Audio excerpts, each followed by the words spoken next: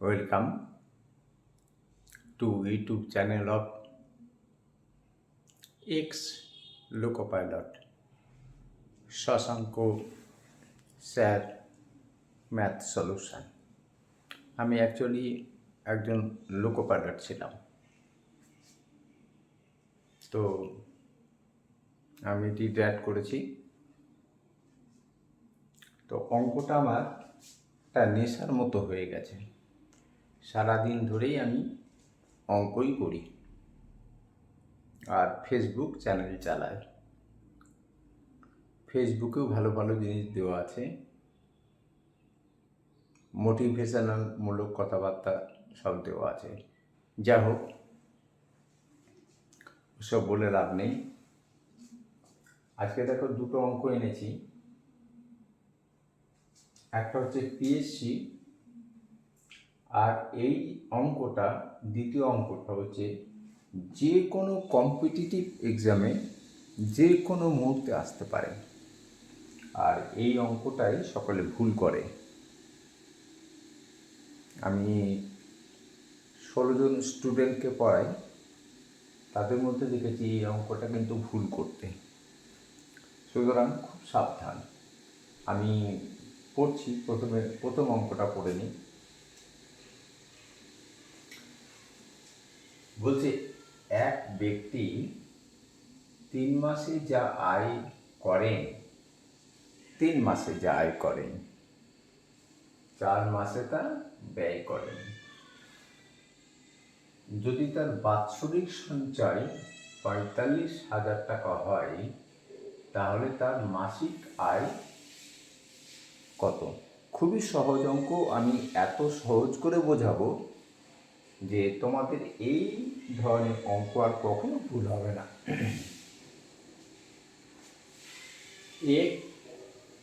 এক ব্যক্তি 3 মাসে যা আয় করেন 4 মাসে তা ব্যয় করেন, ঠিক আছে? আর তার বাৎসরিক সঞ্চয় হয়ে গেছে হচ্ছে 45,000 টাকা, তাহলে তার মাসিক আয় কত? অঙ্কটা দেখো কিভাবে করলে সব থেকে সুবিধা হবে। নাম্বার 1,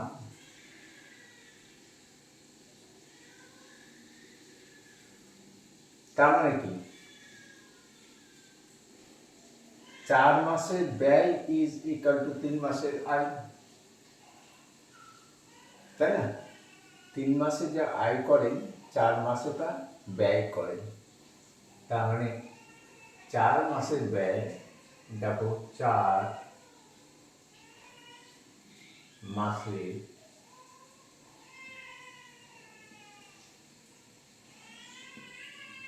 ব্যয় ইকুয়াল টু 3 মাসের আয়।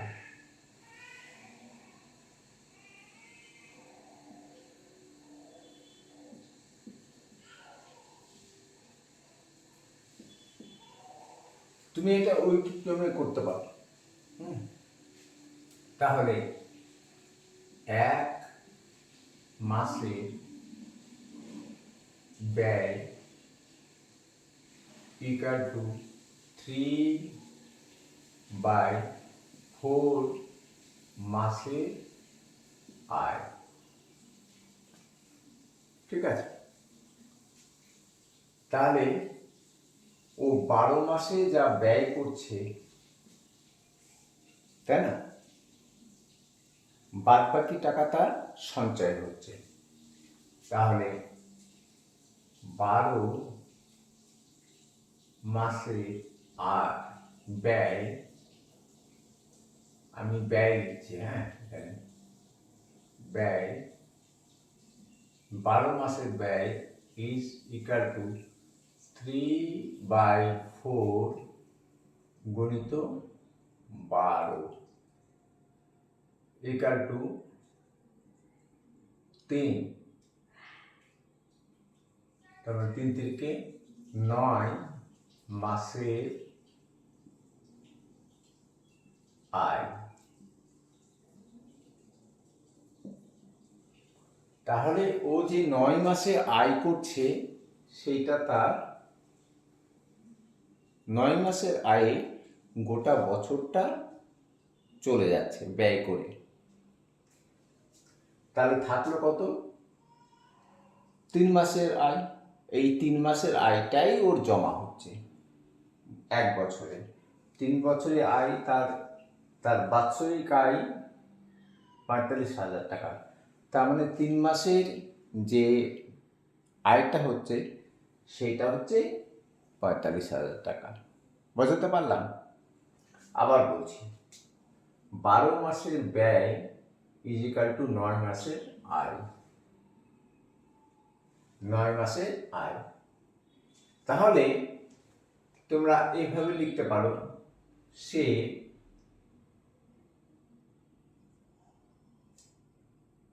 সেই ব্যক্তি বা সে কি করে, সে বা সেই ব্যক্তি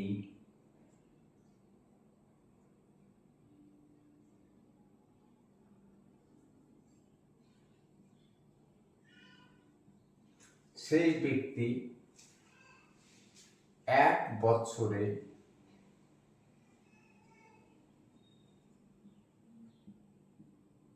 সঞ্চয়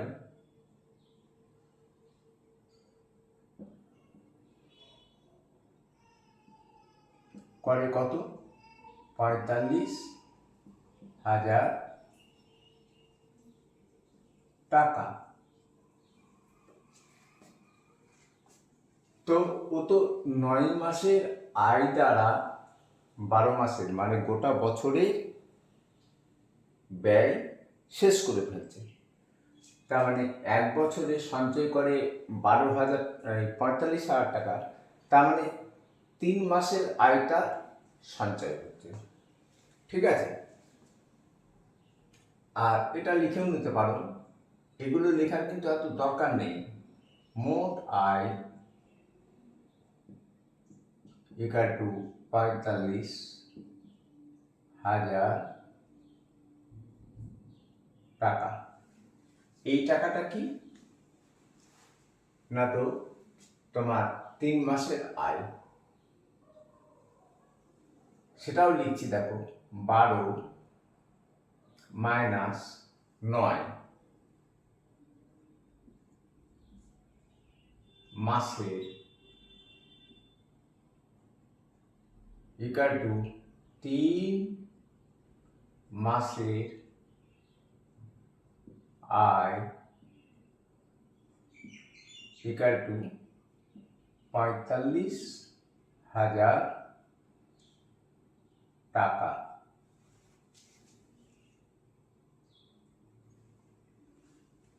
তাহলে এক মাসের আয় ইকুয়াল টু 45,000-কে তোমরা যদি 3 দিয়ে ভাগ করে দাও, এই যে 3 মাসের আয় ইকুয়াল টু 45,000 টাকা, তাহলে 3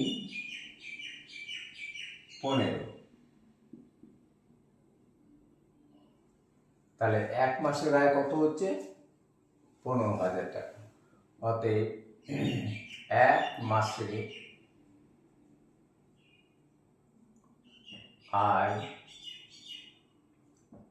ইকুয়াল টু 15,000 টাকা।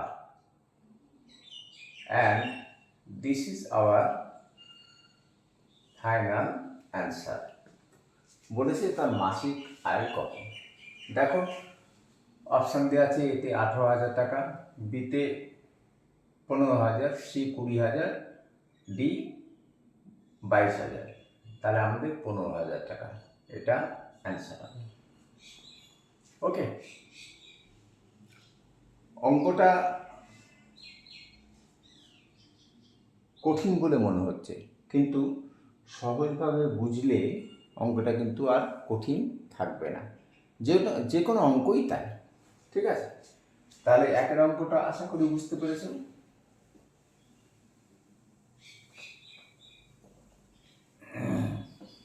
এবার দেখো 2 নম্বর অঙ্কটা যেটা পড়ে, আমার ছাত্রছাত্রীরা যেটা ভুল করে ফেলে, মাঝে মধ্যেই ভুল করে, এবং অনেকেই করে এই ভুলটা। আচ্ছা, তো প্রথম অঙ্কটা যেটা করলাম সেটা যদি ভালো থাকে তাহলে লাইক করবে, শেয়ার করবে, সাবস্ক্রাইব তো করবেই। যারা নতুন দেখছো তারা সাবস্ক্রাইব করো, আর যারা পুরনো তারা একটু বেশি বেশি করে শেয়ার করো, তাহলে নতুন অনেকে দেখতে পাবে এবং তারাও সাবস্ক্রাইব করবে। ওকে, এবার দেখো 2 নম্বর অঙ্কটা। 2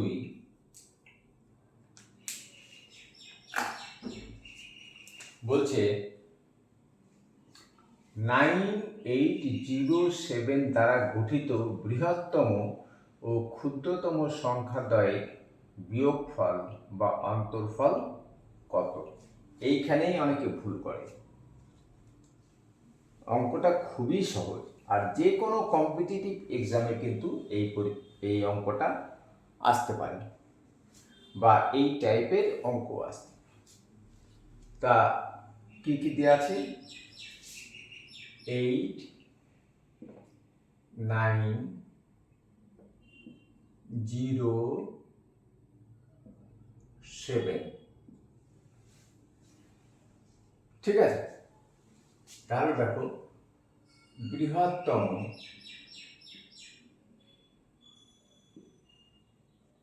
সংখ্যা ইজ ইকুয়াল টু আছে 8, 9, 0, 7। তাহলে সব থেকে বড় করতে গেলে যেটা বড় অঙ্ক আছে সেটা আগে লিখতে হবে, 9। বড়র পরে গিয়ে জাস্ট তারপরের অঙ্ক যেটা আছে সেটা লিখো 8, তারপরে যেটা আছে সেটা লিখো 7, তারপরে যেটা আছে সেটা লিখো 0। কারণ যে কোনো সংখ্যা ডান দিকে যদি 0 থাকে তাহলে তার কিন্তু মূল্য আছে। ঠিক আছে, এবার আমরা ক্ষুদ্রতম সংখ্যা লিখছি।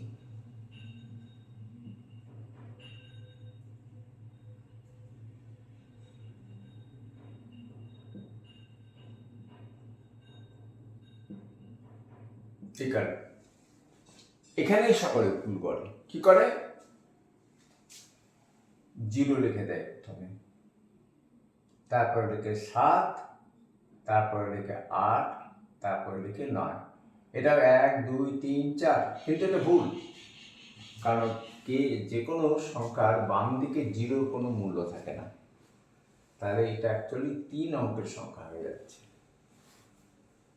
ঠিক আছে, তাহলে তো এটা হবে না। তাহলে কি করতে হবে? সব থেকে ছোট যে অঙ্কটা আছে এর মধ্যে সেটা হচ্ছে 7।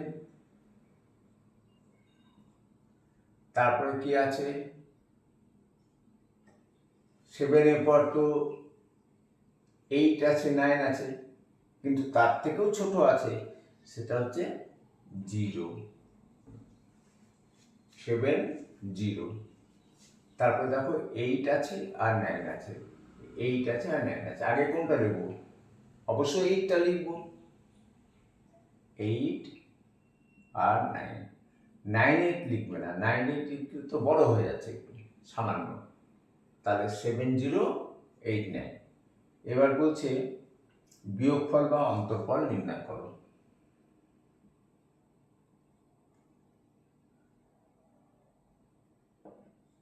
বিয়োগফল নির্ণয় করছো, তাহলে 9 আর কততে 10, 1 এ 10, হাতে থাকলো 1, 8 আর 1 এ 9, 9 আর কততে 17, 9, 10 আর 7, 8 এ 17, হাতে থাকলো 1। তাই 0 আছে আর 1 যোগ করো, তাহলে 1 হলো। 8 থেকে 1 বাদ দিলে হয় 7, আর 9 থেকে 7 দিলে বাদ দিলে হয় তোমার 9 থেকে 7 বাদ দিলে হয় 2। তাহলে 2, 7, 8, 9 is our final answer. ওকে, আজকে কিন্তু আমি বিয়ার সিং থেকে ফিরেছি। কালকে রাতে বিয়ার সিং গেছিলাম, ভর্তি হয়েছিলাম, স্যালাইন নিয়েছি 2টো, আমার বুকে স্টেন বসানো আছে, কিন্তু অঙ্কটা আমার নেশা হয়ে গেছে। আজকে অঙ্কটা করা উচিত হচ্ছে না, যেহেতু নেশার মতো হয়ে গেছে অঙ্ক করাটা, ওই জন্য করছি। তাহলে 2 আমাদের ফাইনাল অ্যান্সার হলো 2, 7, 8, 9। এবার দেখো 2, 7, 8, 9 আবার আছে কি না। আছে 9089, নেই। 1809 মিলছে না। 2047 তাও নেই। 2781, এই যে আমরা এটা পেয়ে গেছি। ডি, এই অঙ্কগুলোকে কিন্তু অবহেলা করবে না। এই অঙ্কগুলো অবহেলা করতে গেলে বৃহত্তম সংখ্যা এবং ক্ষুদ্রতম সংখ্যা বের করতে গেলে কিন্তু প্রবলেম হতে পারে। সুতরাং খুব সাবধান, ঠিক আছে? তাহলে আজকে এই পর্যন্ত। কালকে আমি আবার ভিডিও তৈরি করব, আর আজকে বাই। নেক্সট ভিডিওতে আবার দেখা হচ্ছে।